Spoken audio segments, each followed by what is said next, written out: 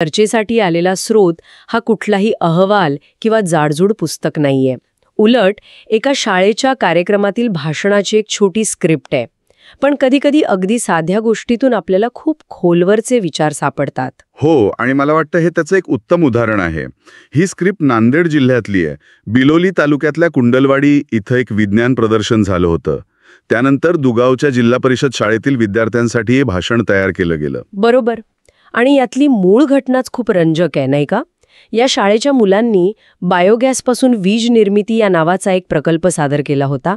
आणि ऐकल्याप्रमाणे सादरीकरण उत्कृष्ट होतं, मॉडेल आकर्षक होतं, पण निकाल त्यांच्या बाजूने लागला नाही. आणि म्हणूनच आजच्या आपल्या चर्चेतून आपण एका मोठ्या प्रश्नाचं उत्तर शोधणार आहोत की मुलांच्या मनातून ही हरण्याची भीती काढून त्यांना आयुष्यभरासाठी शिकणारे कसं बनवायचं. मला वाटतं या भाषणात त्याचे काही छुपे संकेत नक्कीच सापडतात. आणि तुम्ही जो प्रकल्पाचा विषय सांगितलात ना, बायोगॅसपासून वीज निर्मिती, तो सुद्धा खूप महत्त्वाचा आहे. म्हणजे हा केवळ एक पुस्तकी प्रयोग नाहीये, हे ग्रामीण जीवनाशी, शेतीशी थेट जोडलेलं विज्ञान आहे. हे दाखवतं की ती मुलं केवळ परीक्षेसाठी नाहीत, तर आपल्या आजूबाजूच्या समस्यांवर उपाय शोधतायत. ही विचारांची प्रगल्भता खूप महत्त्वाची आहे ना. म्हणजे सुरुवातीपासूनच ही गोष्ट केवळ एका स्पर्धेपुरती मर्यादित नाहीये. चला मग या घटनेच्या जरा खोलात जाऊया. तर सगळी तयारी उत्तम असूनही या मुलांना क्रमांक मिळत नाही. निकालानंतर साधारणपणे काय होतं? एकतर निराशात येते किंवा शांतता पसरते, पण इथे तसं काहीच होत नाही. हो, आणि इथेच ही स्क्रिप्ट त्या ठरलेल्या साच्याला पूर्णपणे छेद देते. म्हणजे हरल्यानंतर मुलं निराश होतात, ही जी एक ठरलेली गोष्ट आहे ती इथे घडतच नाही. निकालानंतर लगेचच अपयशावर बोलण्याऐवजी भाषणाचा रोख जिंकण्यापेक्षा शिकणं जास्त महत्त्वाचं असतं या विचाराकडे वळवला जातो. म्हणजे फोकस तात्काळ बदलला जातो. पण एक मिनिट थांबा. काही लोक असेही म्हणू शकतात की जिंकण्यापेक्षा शिकणं महत्त्वाचं हे सांगणं म्हणजे मुलांना स्पर्धेतून बाहेर काढण्यासारखं आहे. यामुळे त्यांच्यातली जिंकण्याची जिद्द, ती किलर इन्स्टिंक्ट कमी होणार नाही का? हा एक धोका नाही का? खूप चांगला प्रश्न आहे, आणि याचं उत्तर मानसशास्त्रात दडलेलं आहे. बघा, 2 प्रकारच्या मानसिकता असतात. एक असते फिक्स्ड माइंडसेट, म्हणजे माझी हुशारी किंवा क्षमता ठरलेली आहे, ती बदलू शकत नाही. अशी मुलं हरल्यावर काय म्हणतात? मी हुशार नाही किंवा माझ्याने हे होणारच नाही. पण हे भाषण मुलांना दुसऱ्या मानसिकतेकडे घेऊन जातंय, जिला मानसशास्त्रात ग्रोथ माइंडसेट म्हणतात. ग्रोथ माइंडसेट म्हणजे काय नेमकं? याचा अर्थ असा की तुमची क्षमता किंवा बुद्धी ही काही दगडावरची रेष नाहीये. ती स्नायूंसारखी आहे. तुम्ही जितका व्यायाम कराल, जितके प्रयत्न कराल, तितकी ती वाढेल. हे भाषण मुलांना हेच सांगतंय की आजचा निकाल म्हणजे तुम्ही हुशार नाही असं नाही. याचा अर्थ फक्त एवढाच आहे की पुढच्या वेळी आपल्याला अजून जास्त मेहनत करायची आहे. हा विचार मुलांमधली जिद्द मारत नाही, उलट ती जिद्द अधिक निरोगी आणि टिकाऊ बनवतो. अच्छा, म्हणजे तो त्यांना अपयशातून शिकून पुन्हा उभं राहायला शिकवतो. अगदी. तो त्यांना अधिक लवचिक किंवा रेझिलियंट बनवतो. आणि ही शिकण्याची प्रक्रिया फक्त त्या एका प्रकल्पापुरती थांबलेली दिसत नाही. भाषणात पुढे असा उल्लेख आहे की मुलांनी प्रदर्शन पाहिल्यामुळे त्यांचा दृष्टिकोन कसा विस्तारला. त्यांनी इतर शाळांचे प्रकल्प पाहिले, नवीन संकल्पना जवळून अनुभवल्या. हे सुद्धा ग्रोथ माइंडसेटचंच एक उदाहरण आहे. माझाच प्रकल्प सर्वोत्तम या भावनेतून बाहेर पडून इतर जण काय विचार करत आहेत, कोणत्या नवीन कल्पना मांडत आहेत, हे पाहणं म्हणजे खऱ्या अर्थाने शिकणं. याला आपण पीअर लर्निंग म्हणू शकतो.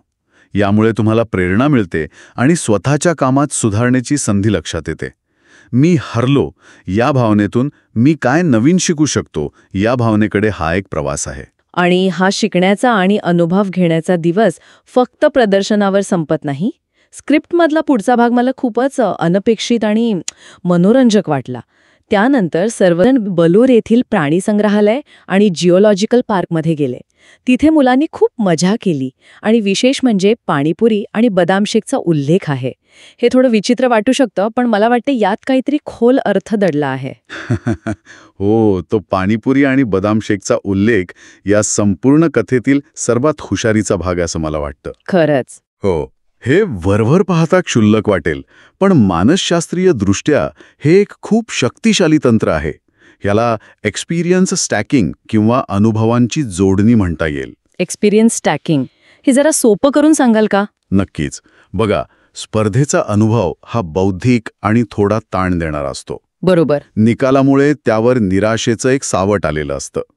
ह्या नकारात्मक किंवा तणावपूर्ण अनुभवाला तुम्ही लगेचच एका भावनिक, आनंदी आणि शारीरिक अनुभवासोबत जोडता.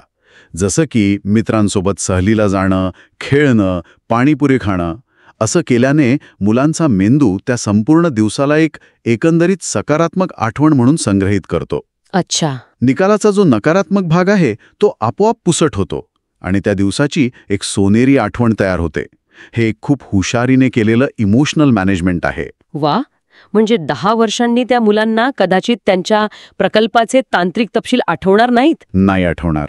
पण ती प्राणी संग्रहालयातील मजा आणि मित्रांसोबत खाल्लेली पाणीपुरी नक्की आठवेल.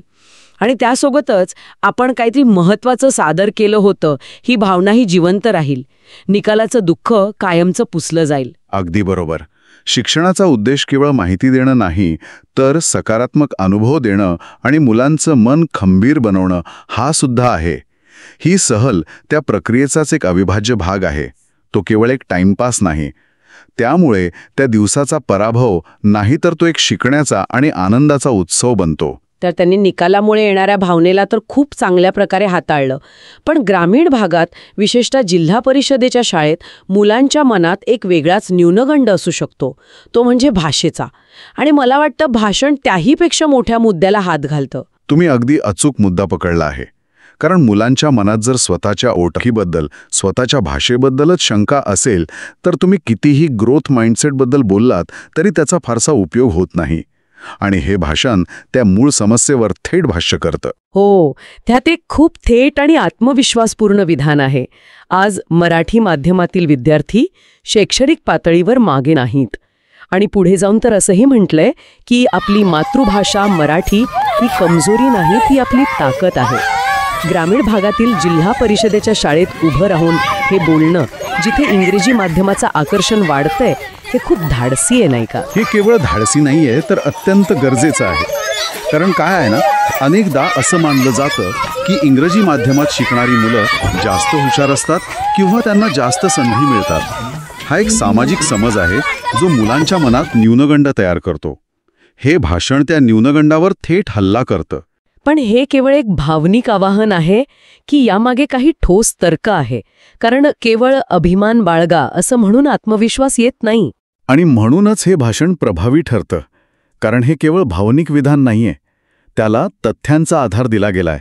भाषणात नीट आणि जेईई सारख्या राष्ट्रीय पातळीवरच्या कठीण परीक्षांमधल्या मराठी माध्यमाच्या विद्यार्थ्यांच्या वाढत्या यशाचा उल्लेख आहे. लोकसत्तासारख्या वर्तमानपत्रांमधील आकडेवारीचा संदर्भ दिला आहे. यामुळे ते विधान हवेत केलेलं वाटत नाही. मुलांना हे पटवून दिलं जातंय की तुमची भाषा तुमच्या प्रगतीच्या आड येत नाही, उलट ती तुमची समज अधिक पक्की करते. यात एक वाक्य आहे, ज्ञानासोबत आत्मविश्वास असेल तर आपण काहीही साध्य करू शकतो. म्हणजे ज्ञान तर आहेच, पण त्याला आत्मविश्वासाची जोड मिळणं महत्त्वाचं आहे. आणि तो आत्मविश्वास तुमच्या मुळांमधून, तुमच्या भाषेतून येऊ शकतो, हा संदेश दिला जातोय. अगदी. हा संदेश विद्यार्थ्यांना सांगतो की तुम्ही कोण आहात, कुठून आला आहात, कोणती भाषा बोलता, याने काही फरक पडत नाही. महत्त्वाची गोष्ट आहे तुमचं ज्ञान आणि तुमच्या स्वतःवरचा विश्वास. भाषेला ताकद बनवण्याचा हा विचार विशेषतः ग्रामीण भागातील मुलांसाठी त्यांचं मनोबल प्रचंड वाढवणार आहे. ही केवळ भाषेबद्दलची गोष्ट नाही, ही अस्मितेबद्दलची, आयडेंटिटीबद्दलची गोष्ट आहे. भाषणाचा हा शेवटही तितकाच प्रेरणादायी आहे. त्यात एक निश्चय व्यक्त केला आहे की पुढील विज्ञान प्रदर्शनीत आम्ही नक्कीच अधिक परिश्रम करू, अधिक कल्पक होऊ आणि उत्कृष्ट सादरीकरण करून क्रमांक मिळवूच. म्हणजे अपयश स्वीकारलं आहे, पण हार मानलेली नाहीये. आणि हे पुन्हा आपल्या ग्रोथ माइंडसेटच्या मुद्द्याकडे येतं. हे त्या विचाराचं प्रत्यक्ष कृतीत रूपांतर आहे. आम्ही हरलो असं न म्हणता आम्ही पुढच्या वेळी अधिक तयारीने येऊ असं म्हणणं, यात जमीन आसमानाचा फरक आहे. हे मुलांना भविष्यासाठी तयार करतं. ती एक रचनात्मक प्रतिक्रिया आहे, एक कन्स्ट्रक्टिव्ह रिस्पॉन्स. पण त्याहीपेक्षा महत्त्वाचं म्हणजे भाषणाचा शेवट फक्त पुढच्या स्पर्धेपुरता मर्यादित नाहीये. त्यात एक व्यापक संदेश आहे. ज्ञान मिळवणे, शोध घेणे आणि स्वप्न बाळगणे कधीच थांबवायचं नाही. आणि हेच या संपूर्ण भाषणाचे सार आहे. बक्षीस मिळवणं हे एक तात्कालिक ध्येय असू शकतं, पण शिकणं, शोध घेणं आणि स्वप्न पाहणं ही आयुष्यभराची प्रक्रिया आहे. यात आयुष्यात यशस्वी होण्यासाठी 3 गोष्टी सांगितल्या आहेत: परिश्रम, शिस्त आणि चिकाटी. या 3 गोष्टी तुम्हाला कधीही हरू देत नाहीत, हा विश्वास विद्यार्थ्याला दिला जातोय. हे केवळ स्पर्धेसाठी नाही, तर आयुष्यातील कोणत्याही आव्हानासाठीचं मार्गदर्शन आहे. आणि शेवटचं वाक्य, माझ्या मुलांनो स्वतःवर विश्वास ठेवा, हे तर अगदी हृदयाला भिडणार आहे. हो, कारण शेवटी सगळं येऊन तिथेच थांबतं. तुमच्याकडे कितीही ज्ञान असो, कितीही परिश्रम करण्याची तयारी असो किंवा ग्रोथ माइंडसेट असो, पण जर तुमचा स्वतःवर विश्वास नसेल तर सगळं व्यर्थ आहे. हा शेवटचा संदेश मुलांच्या मनात एक कायमस्वरूपी सकारात्मकता निर्माण करणारा आहे. तो त्यांना सांगतो की बाह्य यश अपयशाच्या पलीकडे तुमचा आतला आवाज, तुमचा स्वतःवरचा विश्वास सर्वात महत्त्वाचा आहे. तर आज आपण एका साध्या भाषणाचं स्क्रिप्टमधून कितीतरी गोष्टी पाहिल्या. हो, यात फक्त एका स्पर्धेचा निकाल नाहीये, तर अपयशाला सामोरे जाण्याची एक विचार पद्धत आहे, शिकण्याची एक व्यापक संकल्पना आहे आणि स्वतःच्या भाषेबद्दल आणि क्षमतेबद्दल आत्मविश्वास कसा तयार करायचा याचं एक उत्तम प्रात्यक्षिक आहे. जिंकण्या पलीकडचं शिक्षण काय असतं याचं एक वस्तुपाठच आहे हा. निकालाच्या एका दिवसाला सोनेरी आठवणींच्या दिवसात कसं बदलायचं हे आपण पाहिलं. नक्कीच. आणि यातूनच आजच्या चर्चेचा शेवटचा विचार पुढे येतो. या भाषणात अपयशाला एका व्यापक शिकण्याच्या अनुभवात बदलण्याची प्रक्रिया दाखवली आहे. हा दृष्टिकोन केवळ शाळांपुरता मर्यादित आहे का, की व्यावसायिक ठिकाणी, आपल्या ऑफिसमध्ये किंवा अगदी आपल्या वैयक्तिक आयुष्यातील प्रकल्पांमध्येही तो वापरता येऊ शकतो? हा एक खूप महत्वाचा प्रश्न आहे, जो प्रत्येकाने स्वतःला विचारायला हवा. विचार करा, जेव्हा आपलं लक्ष बक्षिसावरून, प्रमोशनवरून किंवा अंतिम निकालावरून हटून प्रक्रियेवर, अनुभवावर आणि त्यातून मिळणाऱ्या शिकवणीवर वळतं, तेव्हा आपल्या कामात आणि आयुष्यात नेमके काय बदल घडू शकतात यावर विचार करायला हवा.